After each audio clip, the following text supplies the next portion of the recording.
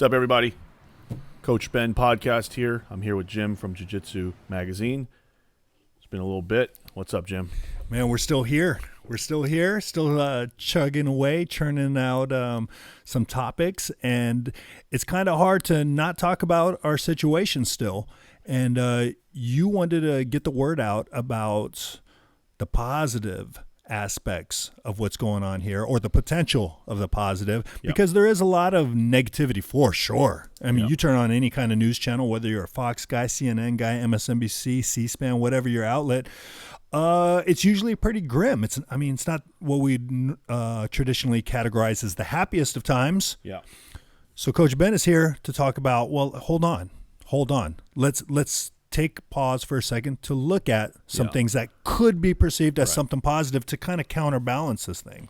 Okay, yeah, so thank you, Jim. I wanted to, before we even get into like the actual positives of being in this pandemic, which there are a lot, if you just look, I kind of want to go over the like a philosophy, a lesson that I believe it's from Taoism, where there's many forms of this this philosophy, but basically it's the philosophy of there is no good or bad, just perception. You know, your perception of the circumstances, right? There's many. We all know what this is, just in many other forms, right? So examples would be something like every rose has its thorn. Blessing in disguise is another one, right? Like you've heard, that's a blessing in disguise. Or, it's darkest before dawn. You remember in The Dark Knight when Harvey Dent says that to Batman or to Bruce Wayne. When one door closes, another opens, right? So that's another one of these sayings, right? And it all kind of comes down to the central point, which is there's no good or bad, just your own perceptions of the circumstances, right? And I think this philosophy is very important because it helps you understand things in nature, right? So nature is very complex. It's pretty much impossible to tell whether anything that happens is inherently good or bad, right? So let's just get right to a specific example of this pandemic, right? So one of the things that is considered to be, I guess, bad would be the loss of the economy, right? The economy is struggling, and that's, it's pretty certain that we're going to see the fallout of this happen. So what is then a different way to look at this, right? What's another way to look at this in terms of, well, maybe it's not bad for the economy. So one way that we can do it is just by looking at opportunities, right? So overall, as a whole, yes, the economy is probably going to suffer, but during the last recession, all these startup companies came to the forefront because of opportunity, because during that time, innovation was, it took innovation to survive. And that's why, a lot of these companies were created during a depression. So I'm sure we're going to see it again this time around, right? So that's just another way to look at things, right? So if we just sit here and say, man, the economy's going to suffer, this sucks, there's nothing we can do about it, we might as well sit back and just watch it all collapse, right? The reason for this mindset is because if you have that mentality, right, there's nothing wrong with that mentality maybe for a brief moment. But if you continue that prolonged negativity, what are you going to get done, right? What actions can come from that? Probably nothing, right? But then if you think, well, the economy is going to suffer, but guess what? I am in a position now where I have an opportunity to adapt and create and overcome, then that's a good, that's so then we can go back to the original statement, right? There is no good or bad, right? The economy is going to probably as a whole go down, but in that time it creates opportunities for people who are, adaptable. They think, they can think through this and maybe create stuff, maybe adapt their business to overcome this. And overall, you're going to come out a better, whatever it is, businessman, better person, a better student, a better human. So without these types of struggles, I don't think we can be as strong as we are as a race.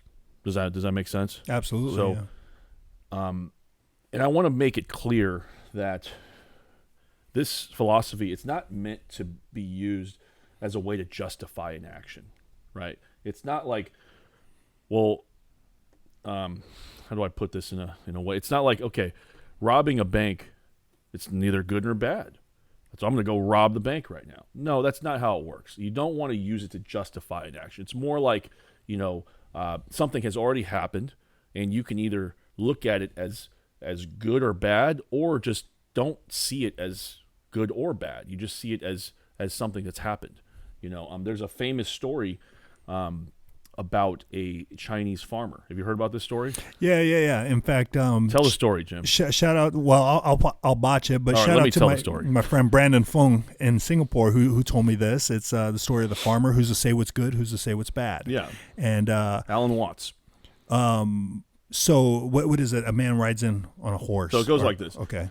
There's a Chinese farmer, and I might botch it too, but I'll at least get somewhere in the ballpark. The Chinese farmer, and he has one horse. One day, the horse runs away, and the villagers come to this Chinese farmer's house, and they say to him, "Wow, that was such, that was so unlucky. You such misfortune." And the farmer says, "Maybe, I don't know." And so the next day, the horse comes back, brings 5 wild horses. So now he has 6 horses. And the villagers come to this man's house again, and they say, "Well, that was such great fortune. How lucky, yeah. How lucky you are. When yesterday they just said how unlucky he was. Today he's lucky." And the villagers, the farmer says again, "Maybe, because the next day something else is going to happen." So the next day, his son is trying to tame one of the wild horses, breaks his leg. And the villagers come again. What do you think the farmer says? "Oh, it's so unfortunate. This sucks. That's bad. Your son broke your leg." And the farmer says, "Maybe." So the next day, the military comes, and they're drafting people for the war. All able-bodied young men. And his son fit the category. Was able-bodied, has a broken leg. Saved him from the war. Everybody came back from the war, maybe died. Son saved. So who's the to say what's villagers good? come back again, and the farmer once again says, "Maybe." And so I guess the moral of the story, the lesson to be learned here, is that we do not know the outcomes, downstream effects, right? And I think these examples are just examples, right? But the mindset you want to have is, since you don't know the downstream effects, why not think in terms of positive effects, where you can take action on these items, as opposed to kind of wallow in misery or suffer in your own mind with inaction? Because who likes to charge forward, strive forward in the face of negativity, right? It's I just don't, if you think something can't be done or something is in a terrible position, you're just not going to have as much action as if you had optimism. Right, as opposed to a defeatist mentality. Right. Oh, this sucks. I can't do anything, so therefore I'm not going to do anything because I can't do anything, and that feeds itself into a vicious loop. Yeah, and I want to make sure that people understand this is a mindset, right? This is not a justification. This is not a thing you use to justify stuff, right? In the moment, even in the moment, you can you can't really say what's good or bad, but you kind of have to, right? If I'm walking down the street, and no, it's not, it's bad if I jump into traffic, right? It's not good. But again, that's not how this is to be used, right? It's more like something has already happened, like a pandemic. You couldn't stop it. Nobody could stop this. It's already happened. Is it good or bad? We don't know. It might be good. It might be that we needed this, right? It might be that now people are going to take their health and fitness seriously, and the people who died throughout this, it's unfortunate that they had to be sacrificed in that manner, but it's maybe they're martyrs, and they have alerted the rest of us how important health and fitness is. But it does take a mindset to kind of dig through all that and see that. One thing I've noticed, and I was just speaking recently about it, is that of all this, again, regardless of the outlets, one thing that I haven't heard enough emphasis on is the importance of taking care of yourself through exercise, through diet. I mean, everyone's hoping for the vaccine, and sure, all of us are, but I don't hear the discussion about, well, here are some foods that have shown to boost your immune system, which could help you naturally repel this situation or put your body in a better position to fight it. And so to that, I mean, hopefully if people have their antennas on, they could see stuff like that. What can I do? Oh, I could eat this and it'll improve my immune system. And by improving my immune system, my body's in a better position to fight this if I should come down with it, right? Yeah, I mean, it just, that's almost, those are things that, it's not talked about enough. It goes back to the original point, right? There is no good or bad. So a lot of times I see, online or just in discussions that, this coronavirus thing, people are dying. Death is bad. Death is terrible. Death is the worst thing that can happen. If you look back on history, you can't, a lot of times you don't know the downstream effects of these things.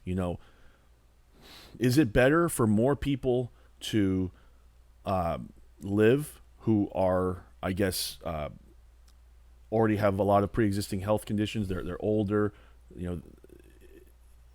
The answer should be yes, right? But think about it this way: if we really destroy, the infrastructure of our economy, and let's say 50 million people die because of it, right? What's better? You don't know. The answer is we don't know, right? It's not, we don't know if that's going to happen. It may happen. It may be worse than that, right? So that's why mostly I want to get this idea out there, is because I want to tell people to not take, vehement opposition against something, right? Or to take a stance so strong that, you don't even hear the other side. Like I have people who are online that tell everybody all day, every day, hey, stay home, stay the F home. If you go out, you're responsible for this grandmother's death. And you're no, that's not how things work, man. You can't have that opinion. If you do, you're dummy. And that's the truth. Because how do you know that that's going to happen that way, right? How do you know that, that person who's not staying home, who needs to provide for their family, how do you know that their family isn't going to suffer and possibly, they might lose a family member in another way, right? Maybe there's starvation, who knows? There's different things that can happen here. And that's why I don't take strong stances on things like, we have to open up right away. Here's the other side of things. Absolutely. We have to open up right away. Mm-hmm. Because we don't open up right away, the economy will be ruined. We don't know this. Mm-hmm. Maybe it'll be ruined. Maybe by keeping things shut down, you are able to eliminate the spread, and in turn, the economy can open up back full strength sooner, right? Yeah. So, in fact, right before we started recording, we talked about that a little bit of, the risk of opening up too soon. As much as we all want it to open, and I think it's safe to say we all do, just imagining the scenario that if we did that, and what if it broke? Is it so ridiculous to think that another surge or an outbreak could happen, and then we have to do this again? Yeah, and that might be the end. That would be horrible. Right. That would be horrible. And so that's why it's always, you have to take a balanced approach. And that's why I think people picking sides is ridiculous. Mm-hmm. And also people ridiculing others for switching sides.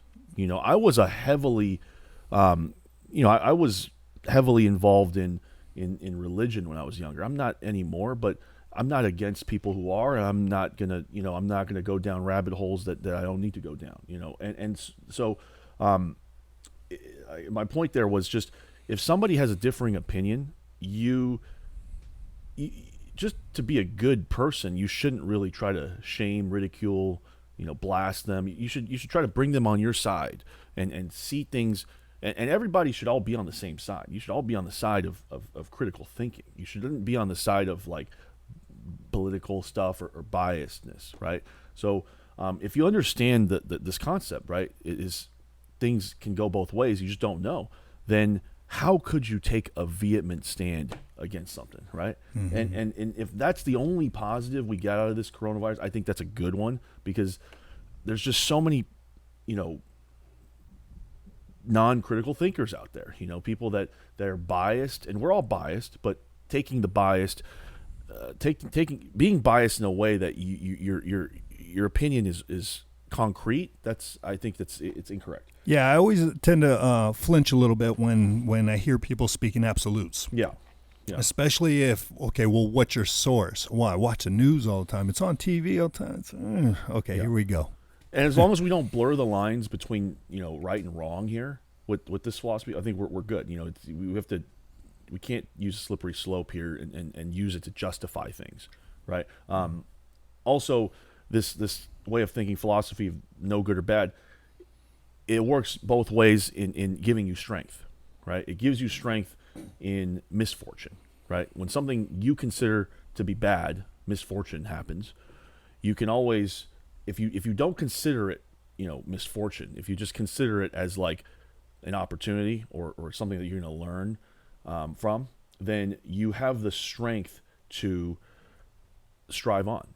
It gives you the strength to move on, right? If something that in the moment I consider bad happens, right? Let's just go for really bad. Let's say, I get the coronavirus. I get COVID-19, right? First of all, it's already happened. If I get it, I've already got it. So okay, so I've got it. So right then and there, you can spend a brief moment to grief. This sucks. I have coronavirus. Don't ever let anybody tell you that you can't do that, because that's human. That's a human trait.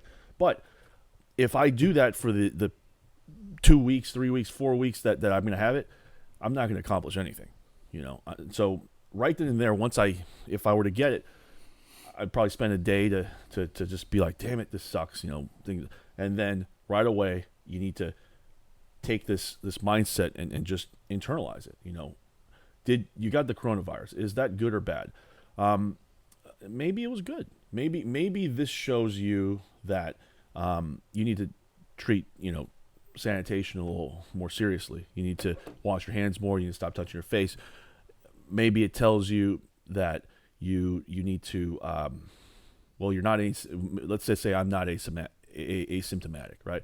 Well, then my body probably wasn't as healthy as it could have been, because there's most of the super athletes that I've talked to who have gotten the coronavirus completely asymptomatic. They had a cough for like 2 days, but they have tested positive for it. So again, it's just a way of thinking to help you, right? You can use it in reverse, right? So let's just say something very fortunate happens to you, right? Whatever. Let's say I walked outside, found a treasure chest, and there was like, $1 million in gold, whatever. All right. And it said, there's a note that said, this is all you, buddy. And I took it, right? This philosophy of there's no good or bad helps you in that situation too, right? Because you need to have the humility to be like, well, I just got very lucky here. This may be good. It may be a good thing. It may be bad, right? It might be a trap. It might be, I might become a bum because I just got all this money. How do you think lottery winners almost always regress back to the mean? They always become what they were before, because they never internalized this. They didn't think that this was that there was a possibility of winning the lottery being a bad thing when it could be a bad thing. It's a great, It's a great fortune. moment. It's in the moment. It's a great, it's a great thing. Wow, you won the lottery. Excellent. But if you don't take that step back and think about it, think about that Chinese farmer story, it could ruin you. Yeah, that's a very good point. And, it's funny. You mentioned that one of the first things I think of, well, a couple things. First off, the mindset. Yes. The mindset, to me, that's what jiu-jitsu is to me. On a physical plane, it's a great example of this mentality. We're about to get to jiu-jitsu. Here we go. Strap in. So I commonly use this when I talk to people about the importance of jiu-jitsu, and this mindset is that, okay, being mounted sucks. I mean, in a tournament, that's the biggest point discrepancy that you can get faced with. A 4-point position, right? Mount. It sucks. Now, as you got your guard pass and you're mounted, do you sit there, oh, this sucks, oh, hell, and then you just have that mindset, or you accept it, okay, this is what it is? Because denying the mount is not going to do it. No, he doesn't have me. Yeah, he does. He has you. So the idea is to accept it, but now we have work to do. There's a way out of this, and to have that cognizance to get to work. There's work to be done. Yeah, exactly. It's like there's a way out. We can do think this. of it in many ways, right? You mount. Let's say it's me and you, and we're in a competition. You've mounted me. Maybe the rule set is ADCC rule set. I have inside leg position on you. You've given me access to inside position on you, and I can attack your legs. Or Olenek. How does he do it? He gives up the mount. Oh, cool. Yeah, Check this exactly. Olenek just somehow beat Fabricio over Doom the other day. It's incredible. But he gives the mount. Yeah. But you're giving him your neck. Yeah. So what's good or bad there? Right. There's no good. Mount is good in most situations that you can think of, but you don't want to forget about the situation where it's bad. Against a good leg locker, you don't take mount. You do what's like a butterfly mount in reverse. It's like you do like butterfly guard in reverse. You gotta hide. You gotta get ready to pummel. If you give a good leg locker mount, they could literally like pretzel their leg over and heel hook you. And these systems were found by people who just didn't accept the bad side of the situation. Right. Generally, it's bad unless you do this. Right? Then it's the first. They just gave you the first part of the setup. And again, this is where we can take that. These kind of corollaries and advance them, right? Mm-hmm. Do not use this mindset as a way to I used a word here that was important, as a way to justify anything. So I'm not going to let you pass to mount because I'm in my head thinking, well, mounts, it's good or bad. I guess there's good in mounts. So overall, you don't want to use this as a way to justify it. You want it to use this as a way to reflect, because when you reflect, you then can create, motivation. You can create action, right? If I'm thinking, oh, you mounted me, I actually got you in a dominant leg locking position. I just have to move twice.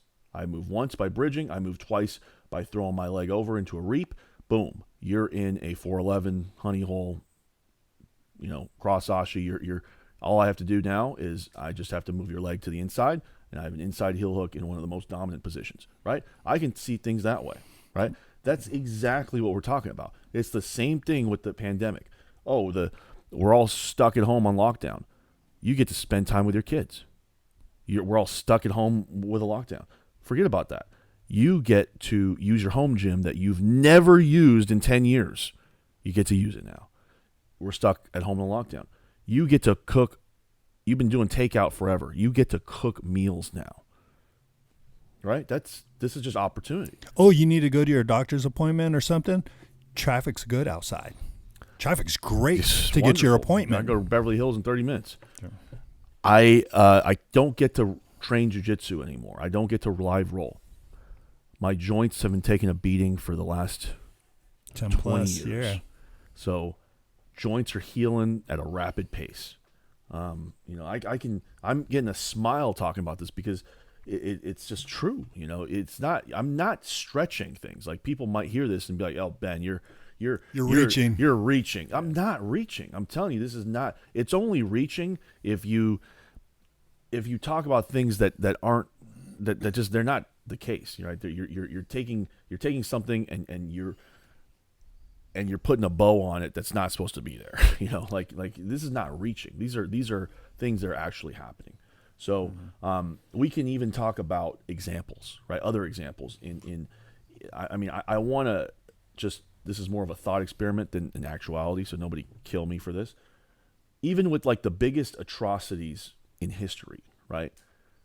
There you can even find silver linings.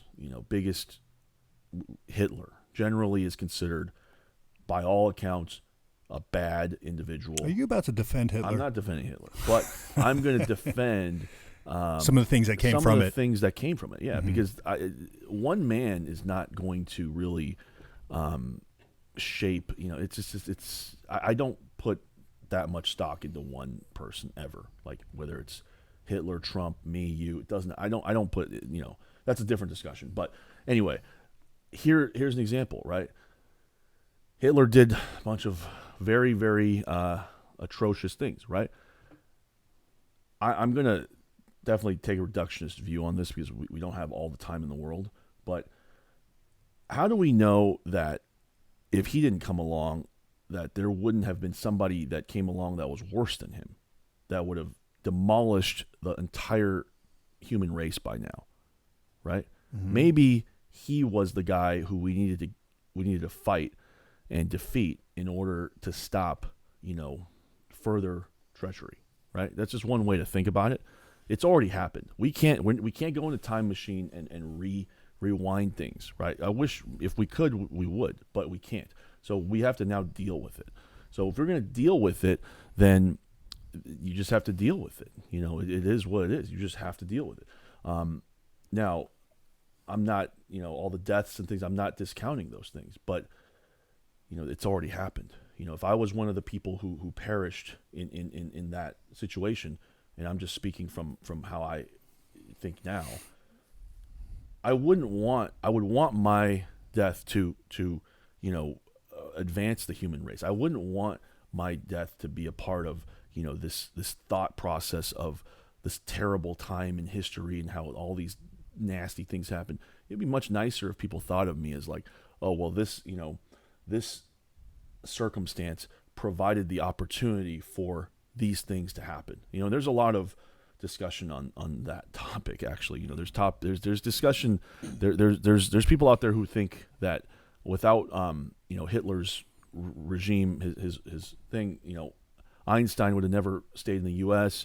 The U.S. would have never came to power because there's the Manhattan Project. It's a long story, but we never know. So obviously that's an extreme example, but most of the examples that we deal with in our modern lifetime are not even close to that extreme. That's almost a slippery slope, right? We're talking things like a pandemic that kills less than 1% of the population, right? Let's try to find some positives to move on from, because we can't stop this thing that's already happened, right? We can do our best to mitigate it, and try to all be on the same team, which is difficult in this time. So yeah, that's it. Last thing I'll talk about is just why we use this. It's just really, to me, it's to motivate me. It encourages me to think less black and white, right? Everybody online, everybody that you talk to is usually stuck in a false dichotomy. Open up the economy. Stay at home forever. Open up everything now. Stay at home forever. Lockdown until the end of the year. So it's like we have no middle ground. And if you even dare, and now you inject politics, if you want to open up the economy, well, I guess you love Trump and blah, blah, blah, blah. If you want to lock down your liberal, but who gives a shit about any of that? Okay. Fuck all that. Okay? Fuck all that. Okay. It's crazy. That stuff is the most unproductive, it's just ridiculous. It's ridiculous. And so I guess I'm just going to leave people with this. Remember, this is a tool for action and motivation, positivity, strive forward, to ward off instant and emotional reactions to things that are outside of your control. to be better to people, to be kinder to people. When you think this way, you generally are nicer to people who have differing opinions because you can see how they could be right. It's usually when you truly believe that somebody is wrong that you go after them, right? But what if you're the one that could be wrong? And I think people don't think about that enough. Yeah, very true. Yeah. Well, that's a great take, and I think it would do people a service to maybe just that alone. In fact, if you take anything away from this podcast, this episode, I think that's it. There's another side to the story. Yeah. Tapping is not bad. Tapping's not bad. You just get to reset. Bow. Winning may not be good. Yeah. I know competitors in jiu-jitsu who never have really won any meaningful competition because they consider tapping somebody as good and tapping out to somebody as bad. Okay? I'm not going to say that's the reason why they're not at the highest level, but I've trained a lot of athletes who are very, very, very, very talented that couldn't get past that thought. And there has to be a correlation.